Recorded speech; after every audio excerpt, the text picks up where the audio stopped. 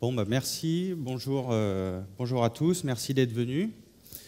Alors, c'est une session assez courte, donc voilà, on va essayer d'optimiser le temps.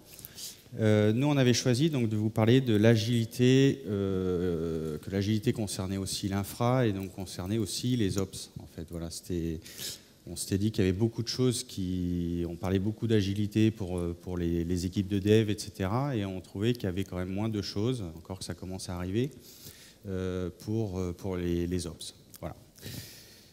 Donc, on va se présenter rapidement. Donc, moi, c'est Thomas Perel. Donc moi, c'est Kevin de Poulpiquet. On est tous les deux consultants à DevOps chez Triptych. Voilà. Donc, ce qu'on vous propose, c'est de lancer la démo maintenant, parce que donc on va provisionner de l'infra et on sait que ça prend un peu de temps. Donc, on va lancer la démo maintenant, on va dérouler quelques slides et on reviendra après sur la démo plus tard pour voir le résultat et pour en parler davantage. Voilà, donc on va lancer notre démo. Donc la démo, bon, on y reviendra tout à l'heure. On lance un pipeline Jenkins qui va faire tout un tas de travail. On vous expliquera tout ça par la suite. Voilà, alors d'abord, on voulait vraiment parler donc, de la partie agile. L'agilité donc, pour les ops, qu'est-ce que ça peut être? Alors déjà, de quelle forme ça peut prendre? En fait, ça passe évidemment par l'automatisation. Donc, quand on dit être agile, c'est pouvoir s'adapter à tout un tas de situations, c'est pouvoir faire des choses plus rapidement, etc. Et donc, ça passe en partie par l'automatisation. Et souvent, on va essayer plutôt de faire de l'outillage qui sera relativement agnostique et donc indépendant d'un certain nombre de choses pour nous permettre par la suite d'être agile. Donc, on pense notamment au fait d'être indépendant de l'infrastructure, par exemple. Ça peut être un moyen d'être plus agile face au changement. On va essayer de se rendre indépendant de la taille du parc à gérer par notre outillage. On va essayer d'être indépendant des OS, indépendant des middleware. Et on va essayer aussi, on va parler d'indépendance par rapport à l'état de départ. Donc, ça fera le lien avec l'idempotence qu'on verra tout à l'heure. Le fait d'être agile dans des équipes d'ops, on est vraiment dans le contexte d'équipes d'ops classiques, ça va être aussi finalement de commencer à essayer de gérer les projets internes de l'équipe sous forme agile. Agile en partie dans le sens où on l'entend pour des équipes de dev aussi. Le fait d'être agile côté ops, c'est aussi de pouvoir offrir des services à ses clients plutôt que de répondre à des tickets, de traiter des tickets, etc., on essaiera de plus en plus d'offrir des services par le biais de portails self-service ou autres, et donc de permettre finalement aux clients de commencer à être relativement autonomes sur des procédures que nous-mêmes on a implémentées, qu'on maîtrise et qu'on a validées. Ça, c'est aussi une manière d'améliorer l'agilité et la fluidité des travaux, quoi. Et dans certains cas aussi, le fait de mettre en place tout cet outillage, tout cet écosystème va permettre aussi de se mettre en capacité de résoudre des problèmes beaucoup plus rapidement. Et ça, c'est aussi quelque chose d'important, en fait. On va rentrer dans le détail par la suite. Donc, pourquoi, effectivement, essayer de devenir agile dans des équipes d'ops? En fait, c'est vraiment, on voit que tout s'accélère et en fait, c'est important de pouvoir délivrer plus rapidement, alors que ce soit des plateformes, que ce soit des modifications sur des environnements, etc. Il y a un besoin de rapidité qui est présent en fait et qu'il faut prendre en compte. L'intérêt aussi, ça va être de pouvoir davantage, plus qu'avant en tout cas, pouvoir créer des environnements éphémères, des environnements à la demande. Alors ça veut dire les créer à la demande, mais ça veut dire aussi les supprimer au plus tôt dès lors que j'en ai plus besoin. Ça, c'est des choses avant qui étaient compliquées à faire et qu'on va pouvoir maintenant arriver à faire relativement facilement. Alors, ça a d'autant plus de sens avec la consommation du cloud public où derrière, il y a quand même une facturation. C'est vrai que si on peut provisionner que quand on en a besoin et retirer par la suite, c'est des choses qui sont quand même très intéressantes. Ça va nous permettre aussi, via donc, de l'outillage, comme on va le voir, d'avoir des environnements banalisés, c'est-à-dire je sais que tous mes environnements sont identiques. Ça, c'est quelque chose de très important quand on développe une application et qu'on va jusqu'à la mise en production. C'est important d'avoir une garantie ou une maîtrise, en tout cas, des différences qu'il pourrait y avoir d'un environnement à l'autre. Dès qu'il y a des différences, finalement, ça peut rendre caduques finalement les tests qu'on a fait dans les environnements précédents, quoi. Voilà, il faut maîtriser les différences qu'il peut y avoir. L'intérêt, ça rejoint ce qu'on a dit, mais c'est important d'insister dessus, c'est qu'en fait, dans les entreprises qu'on accompagne, on voit souvent que certains environnements sont le fruit d'années de travail et de customisation, etc. Et quand on dit, tiens, est-ce qu'on serait capable de le casser, de le remonter, souvent, en fait, les gens ne sont pas prêts à le faire. C'est un risque qu'on n'est pas prêt à courir, en fait. Et là, l'intérêt de mettre en place ce genre de démarche et d'outillage, c'est de se mettre en capacité de défaire et de refaire, ou de remonter des environnements à chaque déploiement, etc., sans justement prendre de risques. Un autre intérêt finalement d'essayer de développer l'agilité côté Ops, c'est aussi d'accompagner finalement l'agilité grandissante du côté des équipes de développement en fait. Parce que donc on est tous là pour participer à une même chaîne, à la production d'un même produit, donc du début de la collecte du besoin jusqu'à une mise en production. Et en fait, s'il y a certaines parties qui sont agiles et que d'autres non, on voit bien qu'à un moment donné, le processus, il n'arrivera pas à être rapide et agile de bout en bout. Donc c'est important finalement qu'à toutes les étapes du processus, on ait des équipes et des manières de travailler qui soient de plus en plus agiles et que ça soit homogène surtout de bout en bout. Alors comment on peut mettre en place ce genre de pratique, ce genre d'agilité dans les équipes, comment on peut venir insuffler un peu d'agilité dans les équipes? Déjà, ce qu'il faut voir, c'est que c'est un travail de longue haleine, ce n'est pas des choses qu'on met en place une fois qu'on l'a décidé. Et donc ça passe en particulier déjà par l'aspect méthodologique. En fait, il y a besoin de méthodologie. Et il y a besoin que du côté finalement des équipes Ops, on monte aussi en expérience, en compétences, qu'on monte en compétences sur les cultures agiles et sur les méthodologies agiles qui aujourd'hui sont largement développées côté dev.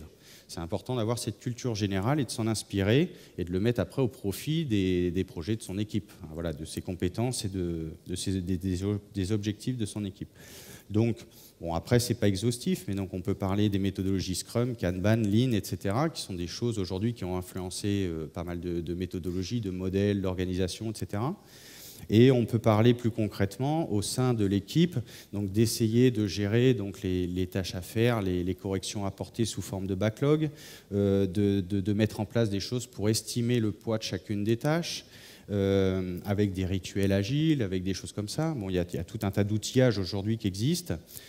C'est aussi de faire attention à bien prioriser finalement les tâches à faire par rapport à la valeur ajoutée pour son client, qui peut être l'équipe de développement aussi par exemple, ou pour l'entreprise. Mais en fait, on est vraiment là prioritairement à travailler au service du produit ou de l'entreprise. Ça, c'est important. Et ce travail de priorisation est important parce que souvent, de toute façon, on n'a pas la capacité de tout faire. Donc, ça passe forcément par de la priorisation.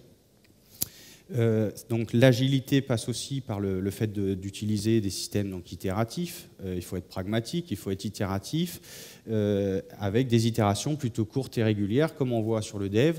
Le but, c'est pareil, c'est d'essayer de se centrer sur les plus grosses priorités du moment et d'essayer de les délivrer le plus rapidement possible et de prouver quelque part par la suite que ce qu'on avait été identifié comme étant un besoin et un besoin prioritaire, en le mettant en œuvre très rapidement pour avoir un retour si finalement on avait eu la bonne idée, si on avait la bonne vision, si on a pris en compte toutes les contraintes ou s'il y a des choses finalement qui nous ont échappé et sur lesquelles du coup il faut revenir rapidement aussi.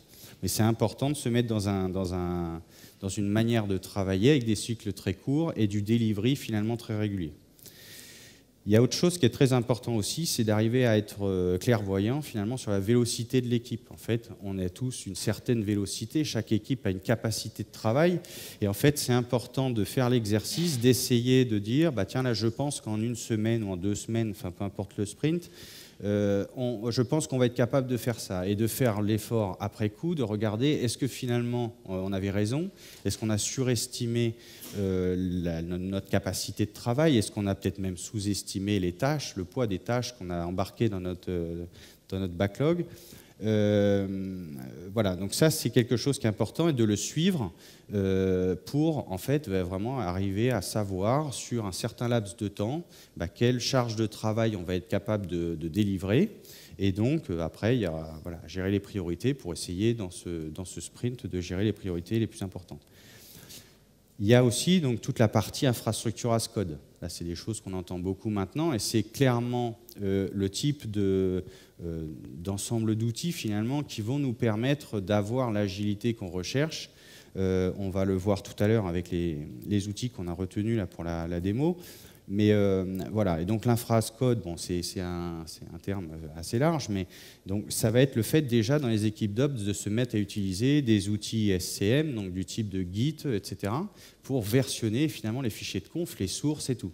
Ça, c'est des choses qui n'étaient pas très présentes il y a encore quelques temps, et on voit que là-dessus, il y a un gros décalage en fait entre les équipes de développement et d'Ops, et on voit que aujourd'hui, c'est un besoin. Il faut absolument se mettre à travailler en utilisant des repos Git. On va de ce fait, le fait de travailler donc, sous forme de code source, arriver à faciliter la maintenance, arriver à faciliter l'audit en cas de problème. Je veux regarder comment est construite mon infrastructure, comment est déployée mon application. Le fait que tout soit codé, que la procédure d'install soit vraiment du code, ça sera plus facile à analyser par la suite.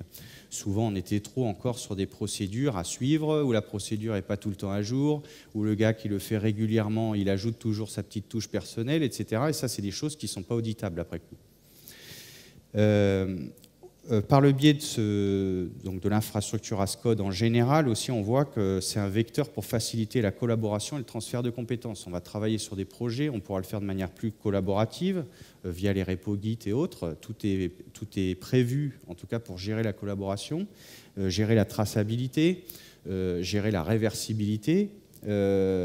Donc ça, c'est des choses qui sont importantes. Et pour aussi transférer les compétences, comme on disait, si les gens faisaient leur procédure à la main, c'est un peu compliqué à transmettre à quelqu'un par la suite ou à transmettre à un binôme.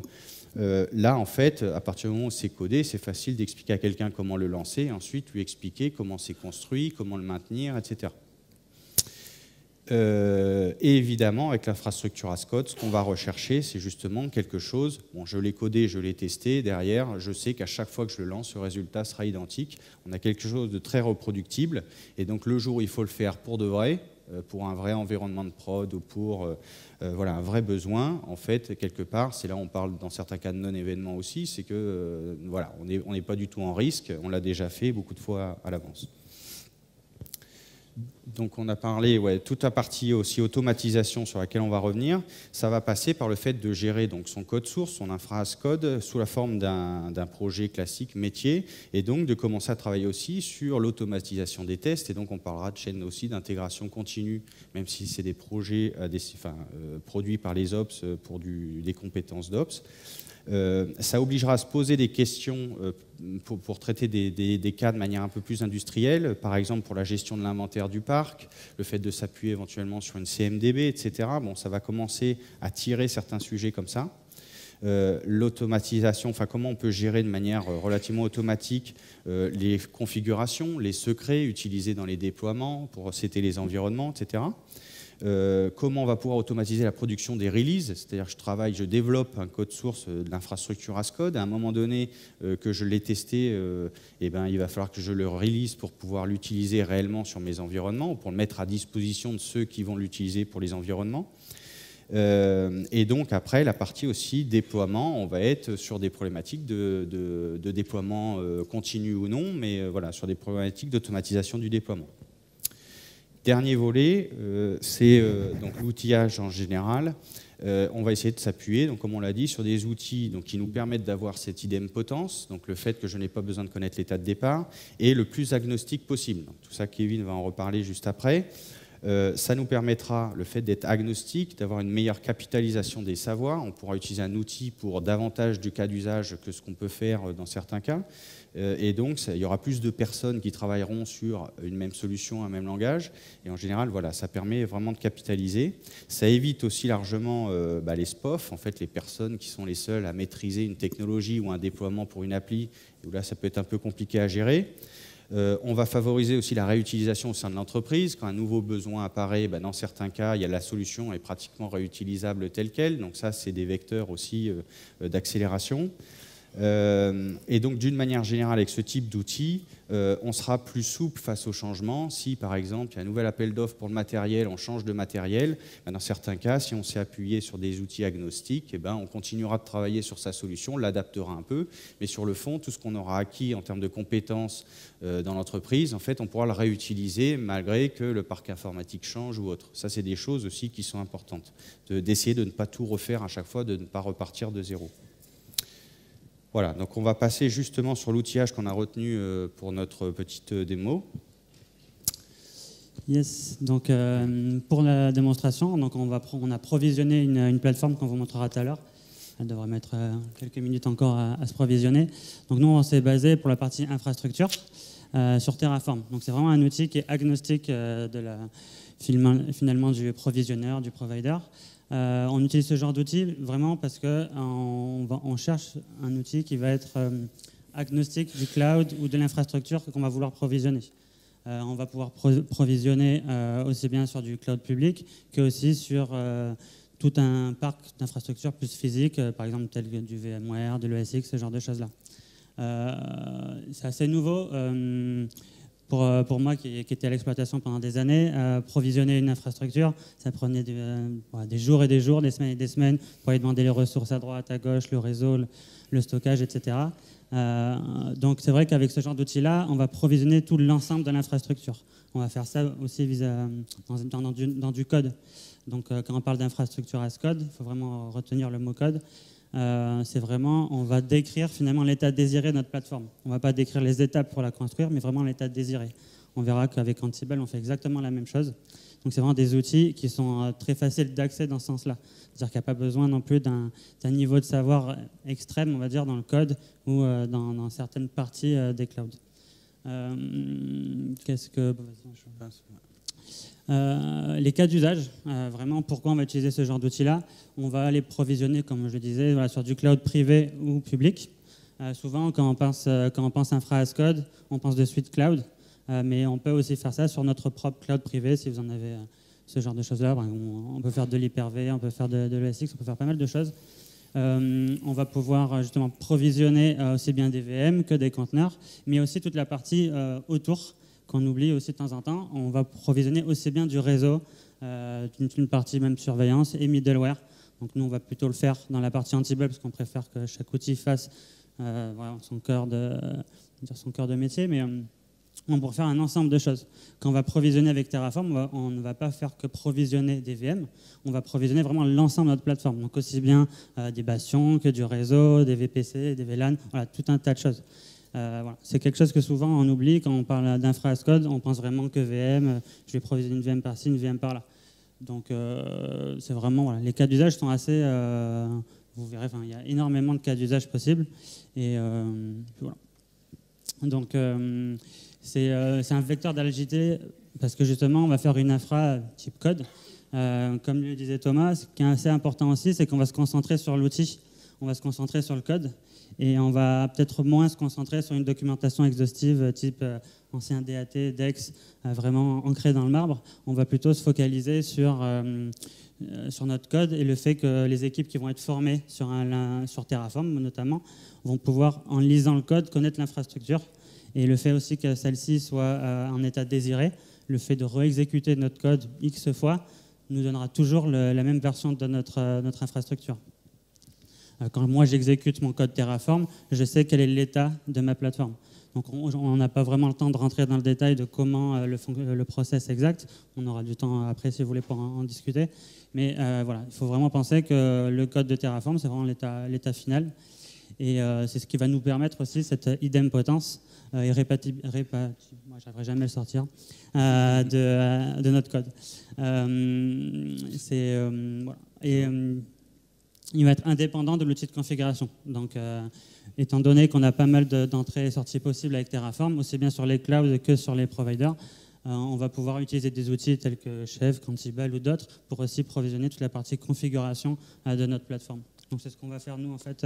C'est ce qu'on fait nous, aujourd'hui. Donc, on couple la Terraform avec Ansible. Donc, on provisionne toute notre infrastructure avec Terraform, mais on fait toute la partie configuration avec Ansible. Donc Ansible, moi, c'est un peu mon outil fétiche, mon petit bébé, en quelque sorte. Moi, ça a changé mon métier d'admin, carrément. Avant, je me connectais partout, SSH, je pense qu'on connaît tous un peu ça. On se connecte sur 15 machines avec des terminators dans tous les sens et on fait un peu comme on peut. Voilà. Ansible, moi, quand je dis ça, c'est peut-être un grand mot pour... tu vois, il dit ça, c'est pour faire le spectacle. Mais non, vraiment, Ansible, ça a changé. Je ne me connecte plus aux machines. Avec Ansible, vraiment, on va travailler avec ça. Et le métier, souvent, les questions autour du DevOps font des fois peur aux admins, parce qu'ils se disent bah, oh, je vais me retrouver dans tout ça, je ne comprends pas trop. Ansible, il est vraiment dans une démarche DevOps et il change vraiment notre manière de travailler. Donc pour revenir vraiment sur le produit Ansible, on va pouvoir piloter du Windows, aussi bien du Windows que du Linux. On va faire, ce qui est très important, c'est qu'il est sans agent, contrairement à d'autres outils de configuration type Chef, Puppet et d'autres. Il est vraiment sans agent, donc il va passer par du SSH, finalement comme nous on aurait pu faire pour se connecter et faire les configurations. Et toujours idempotence, donc toujours notre mot un peu compte double. C'est qu'on va faire, c'est pareil que pour Terraform, c'est vraiment c'est déclaratif. On va pas travailler on va pas faire un code bash, moi je suis nul en bash, faire un code bash de 50 lignes pour faire des conditions, etc., juste pour savoir si un package est installé. Avec Terraform, il y a des modules intégrés qui permettent de... Ansible, avec Ansible, il y a vraiment des modules intégrés qui permettent de faire tout ça. Donc on va ne faire plus qu'appeler ces fonctions-là pour faire vraiment ce qu'on veut.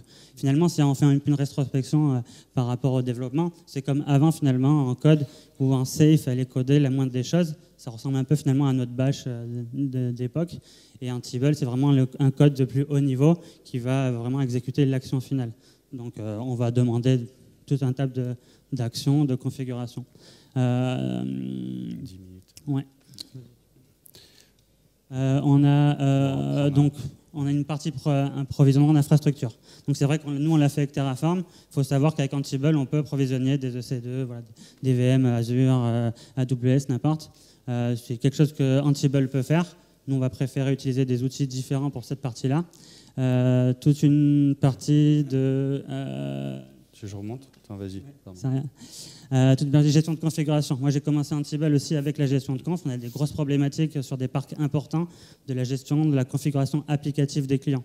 On avait tout un socle sur Puppet ou Chef, par exemple, qui gérait toute la configuration des prérequis système, les proxys, les DNS, ce genre de choses. Et pour toute la partie cliente, on était toujours un peu en conflit, où on avait potentiellement des sources d'erreurs possibles. Donc, on a utilisé Ansible pour justement harmoniser et faire une isométrie de nos configurations sur tout notre parc. Avec Ansible, il y a quelque chose qui est très important, c'est la gestion de l'inventaire. Il y a toute une gestion d'inventaire dynamique ou statique, mais tout le code qu'on va produire va se baser sur l'inventaire qu'on a fait. C'est-à-dire que toutes les spécificités des environnements ou voilà, les variables d'environnement, n'importe quoi, enfin toutes ces spécificités qui peuvent différencier, qui peuvent être différentes d'un hôte ou d'une plateforme, on ne va pas les remettre dans le code, on va les mettre dans des inventaires ou dans des groupes de variables. C'est vraiment des façons de voir différentes notre code et la façon de faire. Donc ça va nous permettre finalement d'orchestrer beaucoup plus facilement et de faire une sécurité, une conformité entre nos configurations et finalement notre parc applicatif au total. Je pense. Donc, voilà. C'est un vecteur d'agilité. Le fait qu'on peut faire de l'infra as code, qu'on parle toujours de code et qu'on parle plus de. On ne va pas refaire des scripts à droite à gauche. Ce qui est assez important aussi, c'est que souvent, quand on parle de produits, moi, le premier, avant d'utiliser Ansible, on ne savait pas trop si on devait aller sur Ansible. On avait déjà d'autres outils de configuration et on se dit est-ce qu'on va partir, est-ce qu'on va devoir faire un Big Bang pour tout changer, pour passer sur Ansible? Ça semblait impossible. On connaît tout ça, on a du legacy, on a pas mal de choses. Et on ne va pas changer d'outil pour tout casser, pour passer sur Ansible qui a l'air un peu à la mode en ce moment et on va passer dessus. Non. Ansible, il permet vraiment de faire les choses petit à petit. Effectivement, on n'a pas d'agent. On va pouvoir faire, par exemple, les configurations applicatives dans un premier lieu, après peut-être un peu plus les OS, après une autre part les bases de données. Voilà, on peut vraiment faire petit à petit et on peut l'allier avec de l'existant. Il ne faut pas tout changer pour passer sur Ansible pour pouvoir commencer à utiliser ces outils-là. Et c'est vraiment très important. Du coup, c'est assez plus agile dans la démarche. C'est qu'on va pouvoir le faire petit à petit. Avant de passer sur la suite, c'est vrai que tout à l'heure Thomas parlait beaucoup d'être rapide justement dans l'agilité, de faire des sprints plus courts, des petites itérations. Finalement, là, Ansible et Terraform nous permettent de faire ça. Parce qu'avant, moi, c'est bien beau de venir me voir, me dire tiens, on a besoin d'une nouvelle infrastructure pour la semaine prochaine, on a un nouveau produit à déployer. Si je mets déjà 2 semaines à rien qu'à demander mes ressources, c'est pas possible. Donc là, c'est vrai qu'en utilisant ce genre d'outils-là, aussi bien pour le provisioning que pour la configuration, on arrive à avoir justement à rejoindre les spécificités un peu de DevOps et agilité qu'on nous demande. Justement, ça fait une bonne transition avec ce qu'on voulait vous montrer en termes de démo. Alors de démo, c'est un bien grand mot, mais en fait, là, ce qu'on a lancé tout à l'heure, l'objectif, c'était donc de provisionner, donc on l'a lancé devant vous, provisionner une infrastructure sur AWS, donc un ensemble de VM, des composants réseau, etc. Donc une architecture de ce type-là avec des bastions et tout. Par-dessus, en fait, on va installer un cluster Kubernetes avec les solutions réseau de DNS, tout ça, et par la suite, on va venir donc déployer une application. Donc voilà, c'est typiquement un cas d'usage quand on part de rien du tout, qui peut se produire. Voilà. Quand on parlait d'environnement éphémère aussi, donc c'est typiquement ça qu'il y aurait à faire, c'est toute la partie infrastructure, middleware, application. Et donc en fait, si on retourne voir justement notre démo, donc le pipeline qu'on a lancé, c'est ce qu'il est censé faire, donc avec du Terraform et de l'Ansible. On va découvrir avec vous si l'effet démo est parmi nous. Non, ça va, on a de la chance, ça a marché. Donc là, ce qu'on voit, en fait, c'est que le pipeline qu'on a lancé tout à l'heure, il a été récupéré sur Git, finalement, notre projet d'infrascode. Donc ça a mis 8 secondes. Il a créé donc l'infrastructure sur AWS avec Terraform. Donc ça, l'infrastructure a été créée en 2 minutes. Ensuite, il a installé donc le cluster Kubernetes avec tous les composants en 7 minutes. Et donc, par la suite, donc à la fin, il est venu déployer donc, une application. Donc, ça a pris 4 secondes. Donc, au total, on est sur là, un pipeline qui a mis 10 minutes pour créer finalement tout de toutes pièces. Donc, après, je vous laisse voir par rapport à dans vos entreprises aujourd'hui comment ça peut marcher et quelle rapidité, enfin, dans quelle mesure vous êtes en capacité de délivrer un environnement avec l'application. Mais voilà, ça permet des choses quand même très rapides et sur un temps finalement qui est raisonnable et qui peut même s'intégrer dans une chaîne de CI/CD finalement. Si on va regarder les logs du dernier job, on a l'URL de notre application, juste pour montrer que c'est pas un fake. Donc voilà, on a pris une application de démo de Docker, de la voting app, et donc on est en mesure, d'ailleurs on a l'autre appli aussi de résultats. Voilà, qu'on voit là, je peux normalement voter. Voilà, on voit bien que donc, ça a changé, etc. Donc tout ça pour dire que voilà, on est vraiment en capacité de prendre une application, voilà, je sais pas moi, tous les soirs, et de le déployer sur un environnement, de éventuellement derrière lancer une batterie de tests automatisée, et ensuite finalement, et d'ailleurs on peut le lancer dès maintenant. Derrière, finalement, de lancer la destruction de l'environnement. Et ça, c'est quelque chose qui, normalement, devrait être aussi très rapide. C'est ça que là, finalement, en 10 minutes, voilà, on a créé une infrastructure complète. C'est ça, j'ai pas l'impression que ça fasse réagir beaucoup, mais bon. Moi, ça me fait toujours un petit quelque chose. Honnêtement, quand je vais pas verser ma petite larmichette, mais j'ai galéré des mois et des mois. Enfin bref, c'est vrai que quand on déploie une infrastructure complète, là on déploie finalement une infrastructure complète sur AWS, plus un cluster Kubernetes, plus une application. Donc effectivement, on a mis un peu de temps à le construire, à faire le code derrière, mais dans la réalité, finalement, après dans l'action, ça n'a mis qu'une dizaine de minutes. Et après, on peut voir pas mal d'accès de possibilités. Et surtout, là, on sait qu'une fois que c'est fait, que c'est qualifié quelque part, en fait, on peut le lancer autant de fois qu'on veut. On sait que normalement, le résultat sera tout le temps le même. Donc, la préparation, je ne sais pas, là, on est de l'ordre d'une semaine au total. Bon, après, c'est aussi pour les slides. Pour le tout, pipeline, le Git, voilà. Enfin, voilà. Après, c'est vrai que souvent, il y a toute une gestion des modules, de réutilisabilité de ce qui est faisable. Voilà. Donc, en fait, pour conclure, parce que bon, on ne va pas rentrer dans le code, etc. Pour conclure, en fait, surtout, ce qu'on voulait vous montrer, c'est que essayer de mettre en place, d'insuffler de l'agilité dans les équipes d'Ops par le biais de nouvelles pratiques, de nouvelles méthodes. Ça va permettre à court terme, bon, comme on l'a vu, d'améliorer la productivité, la rapidité du delivery, d'améliorer ou de mieux gérer, en tout cas de manière homogène, la qualité de ce qu'on déploie. Et de monter en compétence sur de nouveaux sujets. C'est surtout sur ce sujet-là, moi, que je voulais un peu insister, parce qu'on voit que dans certains cas, donc il y a des équipes de développement qui ont travaillé l'agilité depuis plusieurs années, donc ils commencent à être matures, ils commencent à s'être fait leur propre manière de travailler, ils se sont habitués à travailler ensemble, etc. Et en fait, on voit pas mal d'entreprises qu'on accompagne dans certains cas dans les transformations DevOps, qui en gros disent, bon, bah, maintenant qu'on est mature sur l'agilité, ça y est, on fait une transformation DevOps, on va faire des équipes pluridisciplinaires, etc. Mais du coup, en fait, quand on arrive dans cette situation-là, s'il n'y a pas eu ce travail aussi côté Ops pour améliorer l'agilité, pour travailler avec ces outils-là, pour voilà, essayer de monter en compétence sur tout ce domaine agile. Finalement, en fait, quand on les met dans la même équipe, les ops sont largement en général frustrés parce qu'ils ne peuvent pas vraiment apporter leur pierre à l'équipe, parce qu'en termes de compétences, dans ces domaines-là, en tout cas, c'est déséquilibré en fait. Et on voit qu'il y a vraiment un intérêt à travailler ces sujets-là, même en dehors d'une transformation de DevOps ou de la création d'équipes pluridisciplinaires. Mais au-delà de ça, c'est presque même un prérequis de travailler d'abord ça dans les équipes d'Ops telles qu'on les connaît aujourd'hui, même en silo et tout, avant d'envisager finalement la composition d'équipes orientées produits, pluridisciplinaires, qui va être autonome et où finalement chacun pourra réellement apporter sa compétence, apporter sa pierre. Voilà, apporter sa pierre et vraiment donc, commencer à vraiment faire monter la mayonnaise dans l'équipe. Voilà, donc on a peut-être une minute ou deux pour les questions-réponses. Oui.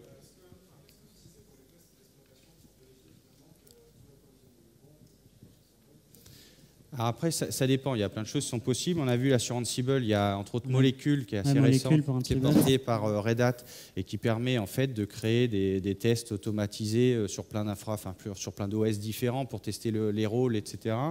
Après, dans Ansible, on peut aussi développer des tests pendant le playbook pour qu'ils s'arrêtent dès lors qu'il y a quelque chose qui ne va plus. Sur la partie Terraform, bon, là, après, c'est pareil. On peut faire des tests une fois que l'infrastructure est montée. On peut automatiser des choses. Après, ça dépend un peu de ce qu'on veut tester. Si c'est la disponibilité d'une machine, si c'est le fait que des flux soient autorisés ou bloqués. Bon, après, ça dépend de ce qu'on veut. Il y a plein de choses qui sont possibles. On peut, après, suivant les cas, même le faire en shell qui soit déclenché. On peut s'appuyer sur des choses existantes. Voilà, ça dépend vraiment. Disons qu'en fait, quand on est là et qu'on déploie une application, je dirais que quelque part, si en gros, on a tout déployé, qu'il n'y a pas eu d'erreur pendant chaque étape et que derrière on est capable de lancer des tests déjà de haut niveau end-to-end sur l'application, déjà on récupère une certaine garantie avec très peu de tests en fait. Après il faut peut-être rentrer plus dans le détail, mais on a déjà finalement déjà quelque chose d'intéressant en fait. Voilà. Je pense que pour le temps c'est bon. Après, ouais, s'il y a deux... Oh, j'entends pas trop, mais...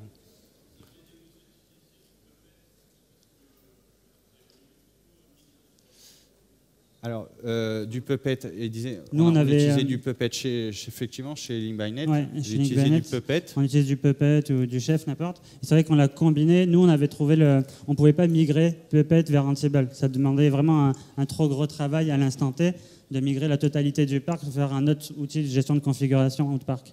Donc c'est vrai que nous, on avait fait un choix, par exemple, qui était le nôtre, mais de laisser Puppet ou Chef pour la partie vraiment infrastructure et prérequis de notre partie infogérance pure, et tout ce qui était plutôt typé application, middleware, spécificité client, ou code potentiellement, de passer ça sur la partie Ansible. C'est la partie qu'on va modifier peut-être le plus souvent, où il va y avoir le plus de changements, et qui était aussi très facilement intégrable avec du Git, tout ce genre de choses, pour aller versionner notre code finalement Ansible. Finalement, ce qu'on n'a pas eu trop eu le temps, on est un peu short niveau timing, mais c'est qu'on intègre aussi Git dans la partie Ansible pour versionner finalement nos configurations comme un développeur versionne son code en fait. Et ça, c'est quelque chose d'assez nouveau. Enfin, moi, à Git, avant de faire tout ça, c'était un autre monde. Et, voilà. Et hier, on discutait avec un client, lui, qui a carrément migré de Puppet à Ansible. Est-ce qu'on nous fait un peu signe après, de dégager, on va arrêter. Après, on peut se retrouver, si vous voulez, pour discuter.